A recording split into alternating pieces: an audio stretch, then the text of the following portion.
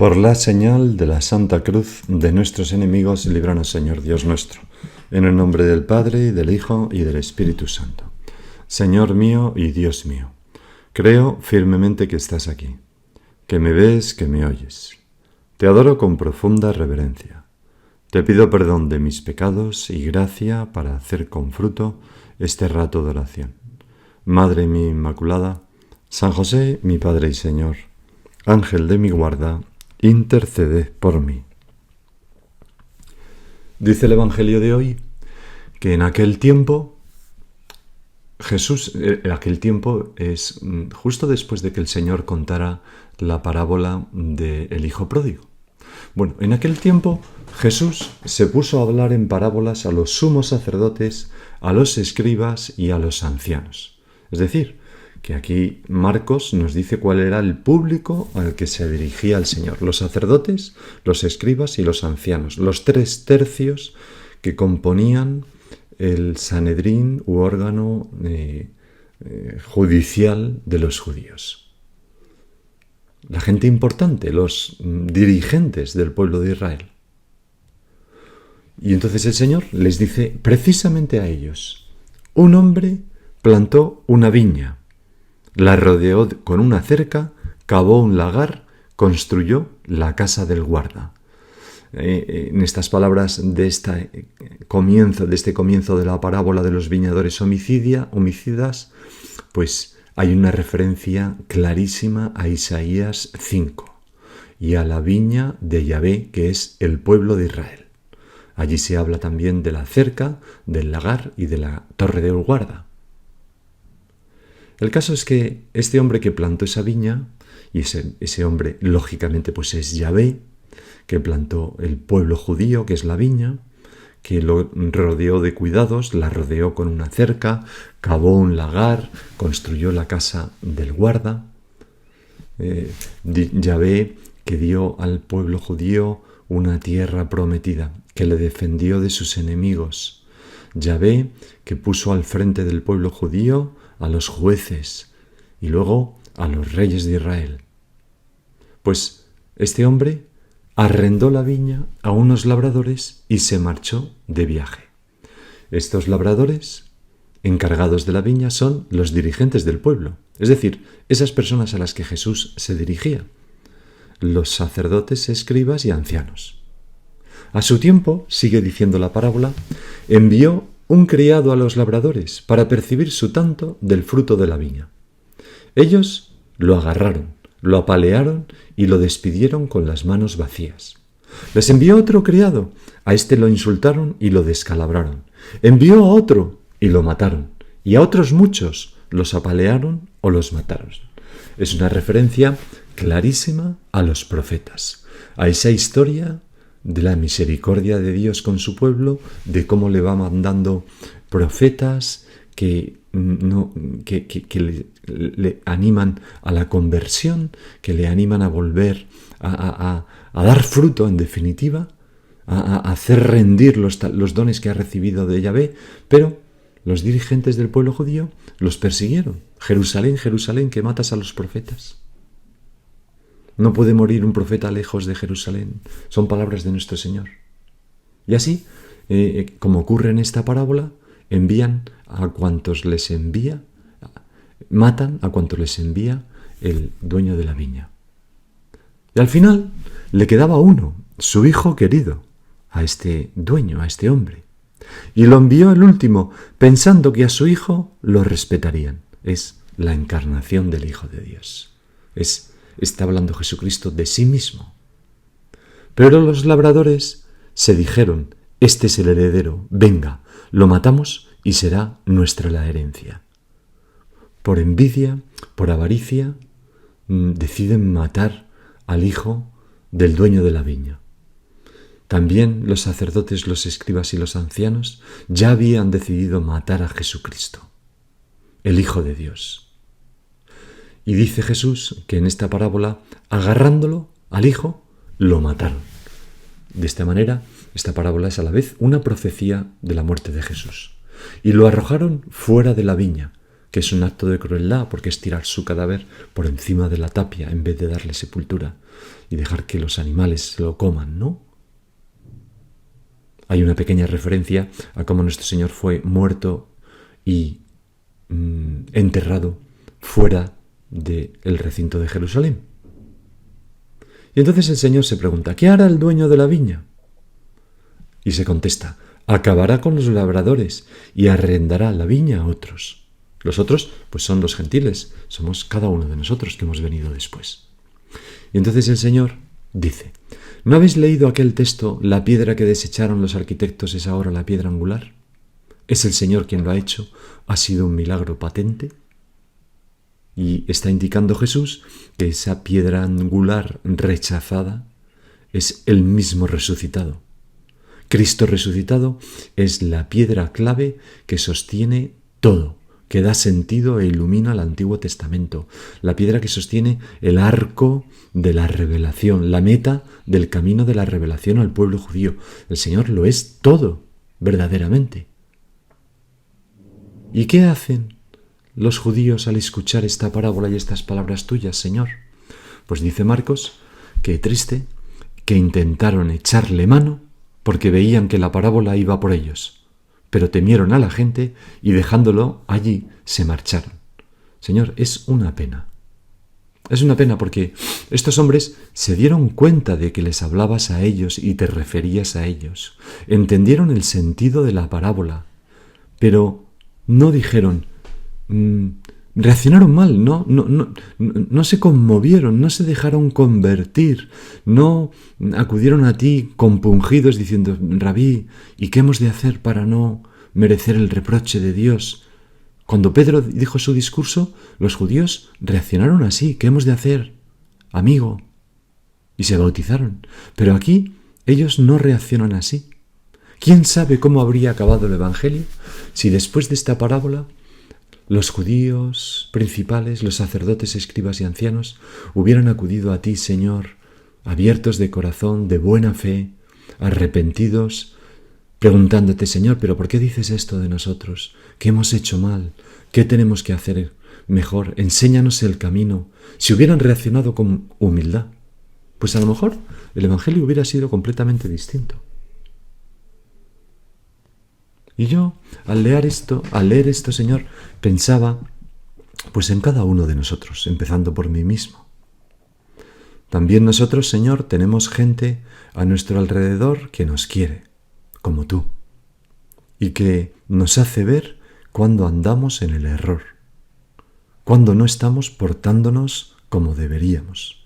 Quizás tenemos un buen amigo, o quizás es el cónyuge el que nos advierte de que no vamos bien en algo, o quizás son los padres para la gente más joven, o un hermano, o muchas veces es el confesor o la persona que nos acompaña espiritualmente.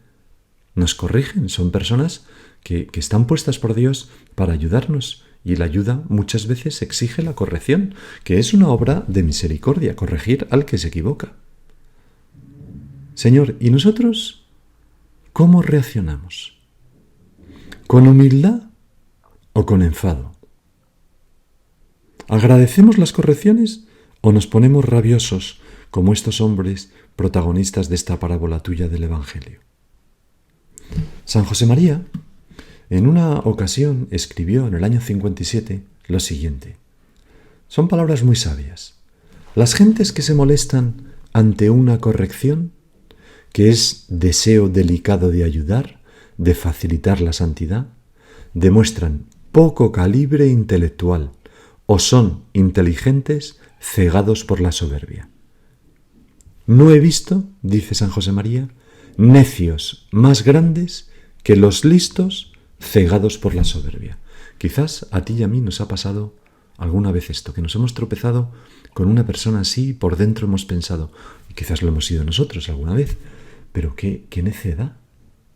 ¿Cómo puede estar esta persona con lo lista que es tan ciego para no darse cuenta de esto que está haciendo mal? No he visto necios más grandes que los listos cegados por la soberbia. Hemos de pedir la humildad para dejarnos corregir. Recuerdo haber visto un reportaje sobre el western, la filmación del western La conquista del oeste, de John Ford. Allí sale un general que es John Wayne, Duke. así le llamaba John Ford, y al cabo de 2 días de rodaje, un colega mucho más joven, un actor mucho más joven que admiraba a John Ford, recuerda que, y a John Wayne, perdón, recordaba que Ford, el director, no paró de criticar a John Wayne, a Duke. Le decía, mal, muy mal, Duke, ¿qué te pasa? ¿Y esa cara? Pero hombre, cambia, pero... Y Duke, aquel actor mítico que todos conocían y que tenía un prestigio impresionante, pues era obediente como un niño a todo lo que le decía el director. Y decía este actor que ahí se dio cuenta de por qué John Wayne era pues un actor de esa talla, por su humildad, porque se dejaba dirigir. Bueno, pues nosotros, Señor, te pedimos pues esta humildad que al parecer tenía John Wayne en este punto, en este campo concreto. Desde luego, no podemos extrañarnos y tenemos que luchar. Todos los santos han tenido que luchar, porque todos, igual que tú y yo, han tenido soberbia. Y a las personas soberbias no nos gusta que nos digan lo que estamos haciendo mal o cómo tenemos que hacer las cosas. Recuerda Lourdes Toranzo que en una ocasión San José María les enseñaba las obras de la sede central de la obra en Roma, les acompañaba Álvaro del Portillo y en un determinado momento San José María se detuvo, se apoyó en la baranda de un andamio y les hizo como una confidencia a aquellas mujeres que les estaba enseñando las obras. Les dijo, hijas mías, hoy don Álvaro me ha hecho una corrección. Don Álvaro, que era el que ayudaba a San José María, ¿no? Y me ha costado aceptarla, dice San José María. Tanto que me he ido un momento al oratorio y una vez allí he dicho, Señor, tiene razón Álvaro y no yo, pero enseguida, no Señor, esta vez tengo razón yo. Álvaro no me pasa una, y eso no parece cariño, sino crueldad. Y después, gracias Señor por ponerme cerca a mi hijo Álvaro, que me quiere tanto y que no me pasa una. Y en ese momento se volvió hacia Álvaro, que estaba ahí escuchando en silencio, le sonrió y le dijo, Dios te bendiga Álvaro, hijo mío. Está muy bien en esta anécdota reflejada la pugna interior de San José y María por vencer la soberbia que todos tenemos y ser humildes para aceptar las correcciones. Es normal que nos cueste recibir bien las correcciones. Pero por eso necesitamos pues llevarlas a la oración, no contestar inmediatamente, recibirlas en silencio, tomar nota y examinarnos. Hace tiempo también recuerdo haber oído a una persona que le habían comentado 2 cosas su cónyuge, ¿no? Y entonces pensó que aquello era un prejuicio del cónyuge. Pero bueno, los pensó después, los escribió en una cuartilla y al leerlos, me contaba esta persona, pues se dio cuenta de que tenía razón el cónyuge, que era verdad. Y lo agradeció. Pues, Señor, haznos humildes. Que yo nunca sea un soberbio, un necio, ¿no? Necio porque estoy cegado por la soberbia, ¿no? San Agustín, por ejemplo, hablando de la corrección fraterna, que es este aspecto de corregir al hermano, cuando vemos que hace algo que desdice de la santidad o que le puede hacer daño, decía, suele ocurrir, y ocurre con frecuencia, que el hermano se entristece de momento cuando le reprenden, y resiste y discute. Lo que hicieron estos fariseos, sacerdotes y judíos ancianos, ¿no?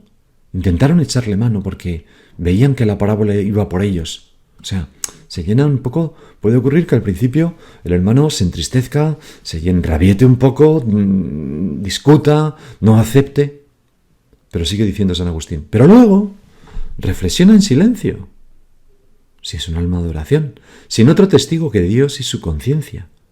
Y no teme disgustar a los hombres por haber sido corregido, sino que teme desagradar a Dios de no enmendarse. Y entonces ya no vuelve a hacer aquello por lo que le corrigieron. Y cuanto más odia su pecado, más ama al hermano por haber sido enemigo de su pecado. Y es que nosotros hemos de estar agradecidos a quienes nos corrigen. Son quien verdaderamente nos quiere. Hay un refrán en castellano que dice, quien bien te quiere, te hará llorar. Te hará llorar porque te dirá las verdades. Y cuando nos dicen algo que es verdad y que supone que tenemos que abandonar un determinado modo de conducirnos o de pensar, es decir, tenemos que morir a nosotros mismos, a una parte de nosotros, pues eso escuece. De hecho, cuando algo que nos dicen escuece es porque es verdad, o hay una parte de verdad en eso. Por más que nosotros lo disfracemos de indignación, de injusticia, de que no son modos, de vaya forma de decirme, pues morir a una parte de nosotros mismos siempre es duro, y las correcciones pues nos llevan a esto, pero es morir para vivir. Es morir, Señor, para agradarte a ti, para dejar más espacio al Espíritu Santo en mi corazón.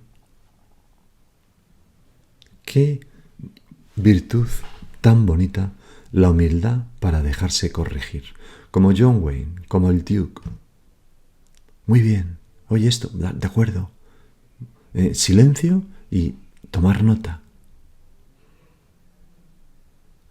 Cuenta Edith Stein, Santa Teresa Benedicta de la Cruz, esta filósofa judía convertida al cristianismo y luego muerta después de hacerse monja carmelita en Auschwitz, pues en su autobiografía que se llama Estrellas Amarillas, que es un libro obligado porque es maravilloso, cuenta cómo estaba hablando con un compañero de universidad. Ella entonces era profesora de universidad en Breslau, y estaba hablando con su amigo que se llama Herbsen.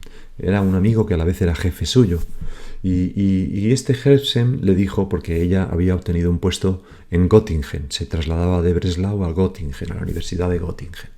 Entonces Herbsen le dijo: bien, le deseo que encuentre en Göttingen gente que le satisfaga. Aquí ha sido usted demasiado exigente y crítica. Entonces, anota Edith Stein, yo no estaba acostumbrada a ser reprendida. En casa apenas se atrevía nadie a hacerme observaciones, porque le llamaban Edith la lista, ¿no? Era una mujer superdotada, ¿no? Mis amigas estaban unidas a mí por cariño y admiración. Vivía en el ingenuo autoengaño de que todo en mí era correcto, como es frecuente en las personas incrédulas, porque ella todavía no tenía fe, que viven en un tenso idealismo ético. Y es que cuando se está entusiasmado por el bien, cree uno que es bueno. Pero claro, no es verdad, no es lo mismo conocer el bien que hacerlo. Sigue diciendo, dice Stein, yo había considerado siempre como un justo derecho mío el señalar despiadadamente con el dedo las debilidades, errores y faltas de otras personas, a menudo en tono irónico y despectivo. Había quienes me encontraban encantadoramente implacable. Era una mujer muy lista, ¿no? Por eso, estas serias palabras de despedida, dichas por un hombre al que valoraba mucho y quería, me dolieron de verdad. Aquello fue como una llamada que me hizo reflexionar. Y por ahí empezó Edith Stein pues a aprender la necesidad de ser más humilde. La necesidad de no juzgar duramente a los demás. La necesidad de aceptar las correcciones con un corazón abierto y agradecido, porque no podemos olvidar que corregir al que se equivoca pues es una obra de misericordia. En fin, realmente podríamos, Señor, considerar otras cosas en esta parábola. Por ejemplo, que nosotros somos también, hemos recibido mucho de ti, muchos talentos, y tenemos que dar frutos. Y también tú nos pides cuenta de la administración de los talentos que nos has dado. Pero vamos a dejar la meditación aquí y vamos a fijarnos más bien en eso que hemos comentado. Señor, ¿cómo estoy yo aprovechando para una mayor santidad las correcciones que la gente me hace? Y si no te hacen ninguna corrección, piensa, ¿no será porque yo no acepto bien la corrección? ¿No me estaré privando de un tesoro en mi vida, que es lo que me podría apuntalar, que es el cariño de los hermanos que se manifiesta también, y de las personas que me quieren, en que me pueden decir las cosas y yo las acepto bien y voy mejorando y unos a otros nos ayudamos y somos como los naipes débiles pero que apoyados van construyendo un castillo maravilloso? A San José María le encantaba un cuadro en donde se veía el Áquila, una ciudad de Italia, y entonces que en el cuadro estaba rodeado de una gran ciudad, y el lema de esa ciudad, que es Frater qui adiuvater a frater quasi civita firma. El hermano, ayudado por su hermano, es como una ciudad amurallada. Lo que nos amuralla es tener personas que nos quieren, que nos dicen la verdad y que nos ayudan a cambiar. Pues Señor, danos la humildad, se lo pedimos también a nuestra Madre, para que nunca reaccionemos ante las correcciones malamente, con rabia, con enfado, sino que las aprovechemos para acercarnos más a ti. Y ahora, sigue tú por tu cuenta.